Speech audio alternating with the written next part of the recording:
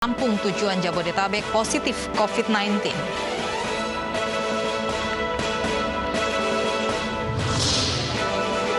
Jenazah pasien COVID-19 di Batam tertukar dan terlanjur dikremasi.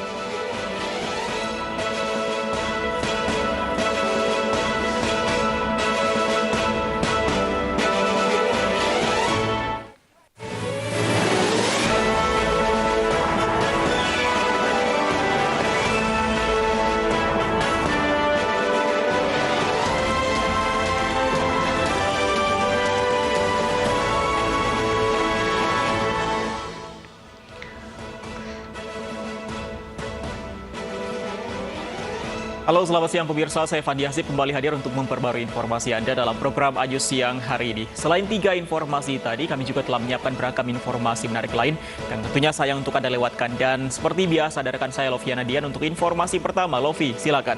Baik, terima kasih Fandi dan juga pemirsa. Nah, ini apakah Anda hobi berbelanja online khususnya dengan sistem COD? Nah, Anda harus tahu dulu secara detail bagaimana ketentuan COD. Nah, jangan sampai kecewa dengan barang pesanan Anda kurir jadi sasaran. Kita akan bahas secara lengkap dengan pengamat konsumen hanya di iNews yang selengkapnya.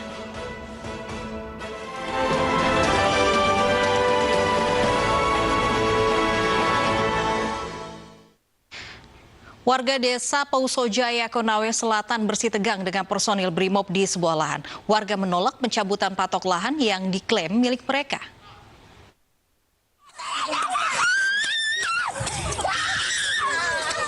Warga desa Pausojaya, Kabupaten Konawe Selatan, Sulawesi Tenggara ini berteriak histeris. Mereka tak terima saat personel Brimob Polda Sultra mencabut paksa patok tanah di lahan yang diklaim milik mereka. Pembersihan patok ini sudah berulang kali dilakukan karena pihak Polda Sulawesi Tenggara juga mengklaim lahan tersebut. Menurut polisi, tanah seluas 120 hektar tersebut telah diberikan oleh pemerintah dan masyarakat telah mendapatkan ganti rugi. Beberapa kali yang dilakukan oleh masyarakat, kita selalu menghimbau untuk tidak dilakukan pematokan atau penanaman tanaman di lahan Brimob.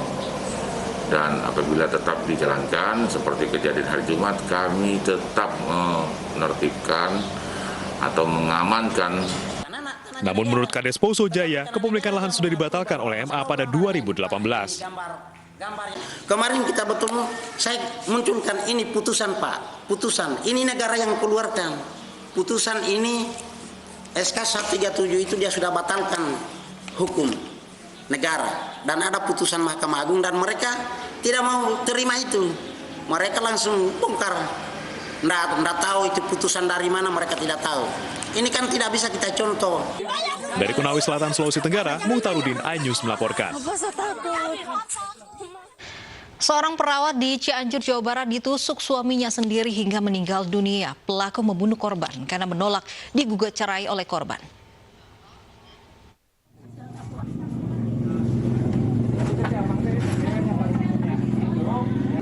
Isak tangis anak korban tak terbendung saat mengetahui ibunya meninggal di tangan ayahnya sendiri.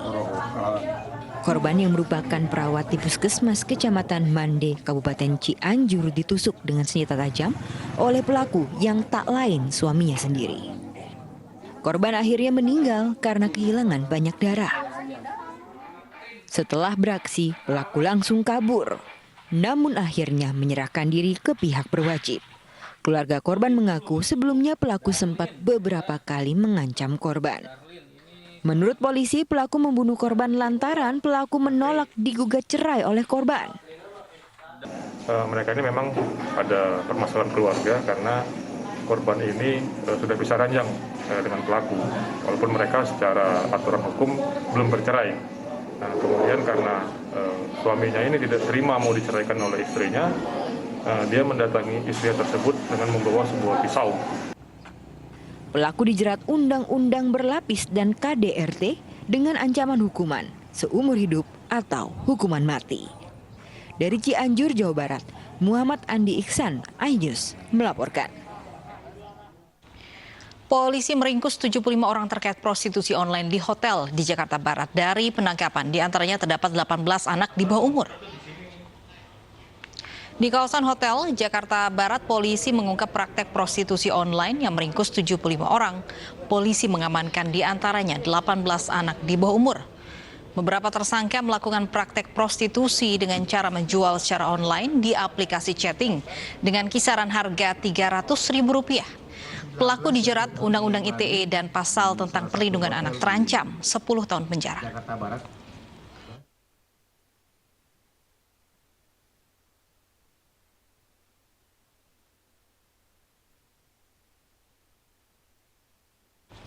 Ya, pemirsa dan juga Fandi, ini juga mungkin menjadi perhatian juga pemerintah khususnya Kominfo untuk memblokir aplikasi chatting yang berpotensi ini menjadi media prostitusi secara online. Betul, tapi saya penasaran, Lovi, ini 18 anak yang dilibatkan cukup banyak. Bagaimana ini para pelaku melibatkan anak-anak tersebut? Kita tanyakan kepada Kombes Pol Yusri Yunus, Kabid Humas Polda Metro Jaya. Selamat siang, Pak Yusri.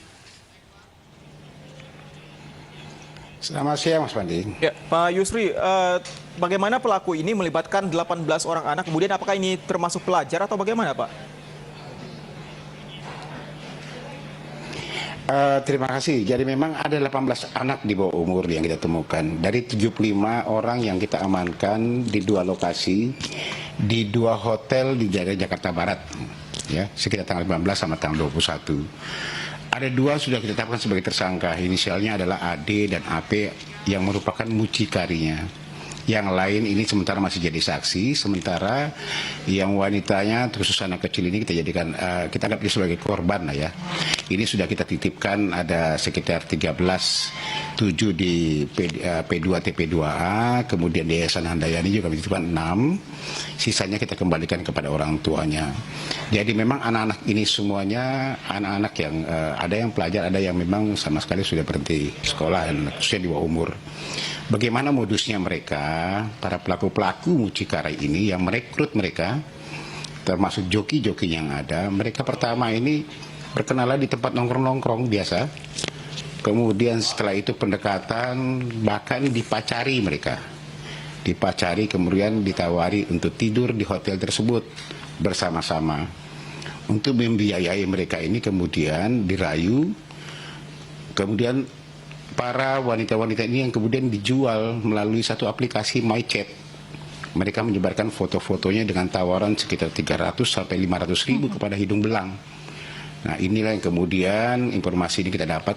Ya. Kemudian kita lakukan penggerebekan di kedua hotel tersebut. Begitu, Mbak. Baik, Pak Yusri, dari 75 orang yang ditangkap, apakah hingga kini ada yang ditetapkan menjadi tersangka?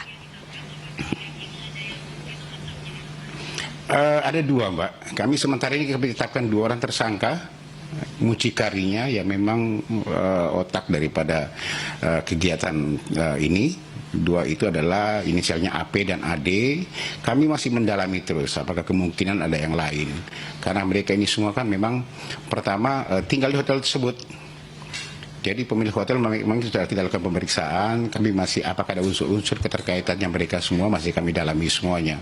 Tetapi secara original bahwa memang mereka nginep di situ, mereka bayar setiap hari si mucikari maupun para wanita-wanita yang termasuk anak-anak di bawah umur ini, dari hasil mereka menjual diri itulah kemudian dia pakai untuk membayar dan menghidupi kehidupannya sehari-hari di situ. Pak Yusri, sejak kapan aksi prostitusi ini berlangsung? Kemudian apakah ada kemungkinan terkait dengan jaringan yang lebih besar? Modus ini kan hampir setiap kita ngungkap ya, kasus-kasus prostitusi online. Mungkin kalau masih ingat, mungkin Mas Fandi kemarin di Tangerang juga ada. Memang waktu itu ada keterkaitan dengan si pemilik hotel karena memang dia menyiapkan secara langsung dan mengatur dalam hal ini. Nah, untuk yang kali ini kami masih mendalami semuanya. Kalau beberapa lama pasti penyampaiannya ini baru saja mereka lakukan, belum terlalu lama karena memang sambil mengisi kekosongan selama pandemi COVID-19 ini. Itu pengakuannya, tapi kami masih terus mendalami. Keterkaitan dengan beberapa ya, tempat-tempat yang lain ini kita masih dalami juga, termasuk kita masih mengecek dari tim-tim cyber kita untuk mendalami melalui dunia maya karena mereka melakukan promosi itu melalui dunia maya, melalui MyChat, aplikasi dan juga ada beberapa aplikasi yang lain. Karena memang paling rawan adalah MyChat ini. Baik, Pak Yusri, dari kasus di Jakarta Barat ini, apakah pemilik hotelnya ini juga ikut diperiksa? Kalau diperiksa iya, Mbak. Jadi kita lakukan pemeriksaan kepada kedua pemilik hotel, bahkan karyawan-karyawan yang bekerja di situ, untuk kita lagi mencari apakah memang ada keterlibatannya yang bersangkutan atau pemilik hotelnya ada keterkaitan atau tidak. Ini masih kita dalami. Tapi sekarang ini masih kita tetapkan sebagai saksi dulu. Tapi sambil tim penyidik masih mendalami. Begitu, Mbak. Baik, kita tunggu pemeriksaan kasus ini lebih lanjut. Terima kasih Kombes Pol Yusri Yunus, Kabid Humas Polda Metro Jaya. Selamat siang Pak Yusri. Kita ke informasi selanjutnya, pemirsa. Seorang begal payudara yang beraksi di kawasan Kemayoran, Jakarta Pusat babak belur setelah ditangkap warga. Penangkapan pelaku diwarnai aksi kejar-kejaran layaknya di film action.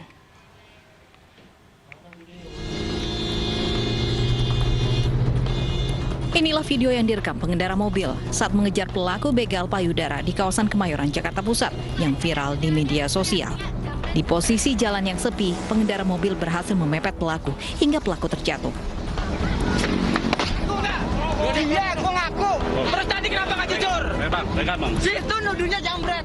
Warga langsung menangkap dan menghakiminya. Meski sudah tersudut, pelaku masih berusaha membela diri dan malah menantang warga.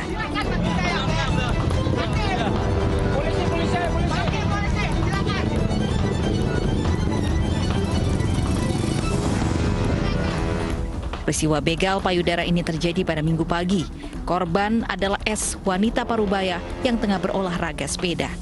Dari hasil pemeriksaan, pelaku berinisial HP ternyata sudah 3 kali melakukan perbuatan serupa di wilayah Jakarta Pusat dan Jakarta Barat. Saat ini pelaku, saudara HP, sudah dilakukan pemeriksaan oleh unit PPA Satreskrim Polres Metro Jakarta Pusat. Saat ini terhadap pelaku kami kenakan pasal 281 KUHP dengan ancaman 2 tahun penjara. Untuk menghindari kejadian serupa, masyarakat diimbau agar tidak sendirian saat berolahraga sepeda. Mengingat kawasan Kemayoran cukup sepi dan jalanan lebar, ia akan memudahkan pelaku kabur.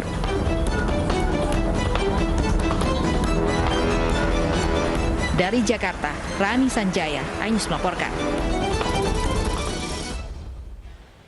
Pelaku tabrak lari di Jalan Raya Demak, Jawa Tengah akhirnya diringkus polisi. Meski sempat menghilangkan jejak, pelaku berhasil ditangkap karena aksinya yang menewaskan seorang pengguna jalan terekam kamera pengawas.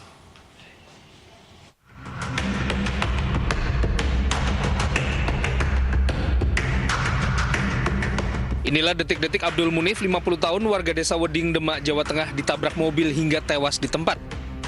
Bukannya penolong, pengemudi mobil putih justru kabur melarikan diri. Video berdurasi 26 detik ini diambil dari CCTV yang berada di bangunan masjid dekat lokasi kejadian. Berbekal rekaman kamera CCTV, polisi berhasil meringkus pelaku tabrak lari 3 hari setelah kejadian. Bahkan saat ditangkap, pelaku tengah berusaha menghilangkan jejak dengan mengecat bagian mobil yang menabrak korban hingga tewas. Tersangka sendiri sudah berniat untuk menghilangkan jejak dengan memperbaiki beberapa part-part mobil yang terlihat ada bekas kecelakaan, namun masih terlihat bekas noda darahnya, kemudian ada beberapa helai rambut di bawah mobil ini, kemudian beberapa penyok-penyok mobil juga masih terlihat. Dari hasil pemeriksaan, pelaku mengaku mengemudi dalam keadaan mabuk. Ia nekat kabur setelah menabrak korban karena takut diamuk massa. Kayak dikumpul-kumpul gitu. Di tempat karaoke? Bukan tempat karaoke. Pakai minuman? Iya, pakai minuman. Pulang itu kondisi gimana, Pak? Kondisi sadar. Sadar kalau nabrak orang? Sadar, sadar. Melarikan diri? Udah panik duluan. Ya takutnya kalau diajar masa di situ. Atas kelalaiannya menghilangkan nyawa orang lain, tersangka terancam hukuman penjara 3-6 tahun. Selanjutnya kasus tabrak lari maut ini ditangani Satlantas Polres Demak. Dari Demak, Jawa Tengah, Sukma Wijaya, iNews melaporkan. Informasi lain, pemirsa, 1 orang korban kapal tenggelam di perairan Tanjung Jabung Timur, Jambi masih dicari. Sementara 7 korban lain sudah ditemukan dalam keadaan tidak bernyawa. Pencarian terhadap korban kapal motor KM Wilci Jaya Sakti yang tenggelam di perairan Tanjung Jabung, Jambi terus dilakukan. Dari 8 penumpang kapal, 1 korban masih belum ditemukan. Sementara 7 korban yang ditemukan dalam kondisi meninggal dunia sudah dievakuasi ke Puskesmas Nipah Panjang untuk diidentifikasi. 7 korban ditemukan mengapung di sekitar perairan Pulau Sayak, perairan Lingga, Kepulauan Riau. Penemuan korban cukup jauh dari titik kapal tenggelam. Hal ini menyulitkan tim SAR untuk menentukan titik pencarian. Selain itu, pasang surut air laut serta ombak laut yang tinggi juga menjadi kendala pencarian.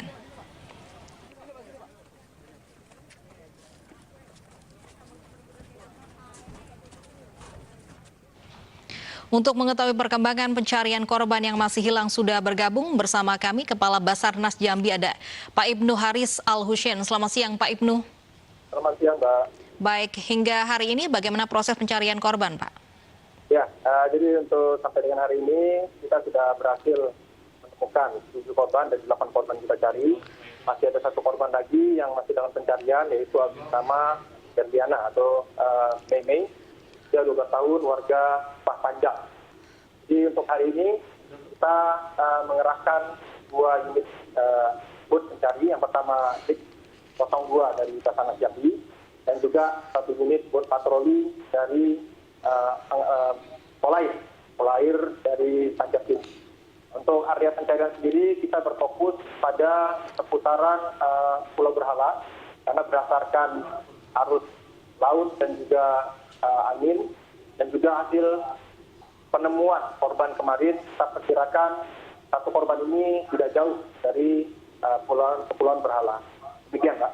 Baik, Pak Ibnu, korban-korban yang hilang yang paling terakhir adalah kalau tidak salah anak belasan tahun, kemudian juga ada balita yang masih tinggal 1 orang yang masih hilang ini usia berapa Pak? Ya, jadi untuk yang terakhir ini atas nama Berliana atau biasa dipanggil dengan Mei, ini usianya seputar 12 tahun. Ini warga dari Nipah Panjang. Berarti yang balita sudah ditemukan ya Pak ya?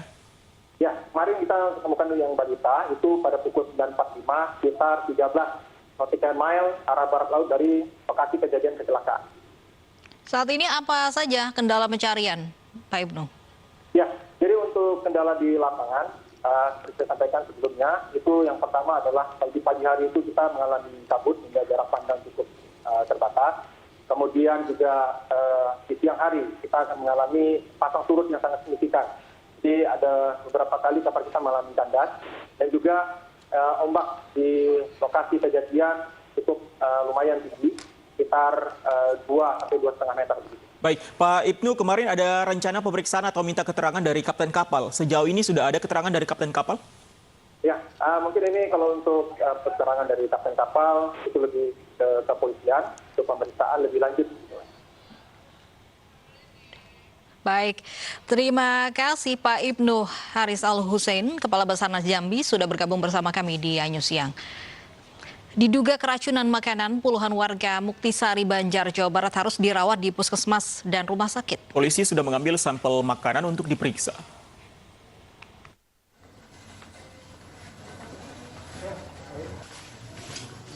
Tiga 35 warga Muktisari, Kecamatan Langen, Kota Banjar, Jawa Barat harus dibawa ke puskesmas. Puluhan warga ini diduga mengalami keracunan. Usai menyantap soto dari pesta pernikahan, warga merasakan gejala yang sama, yaitu mual dan muntah.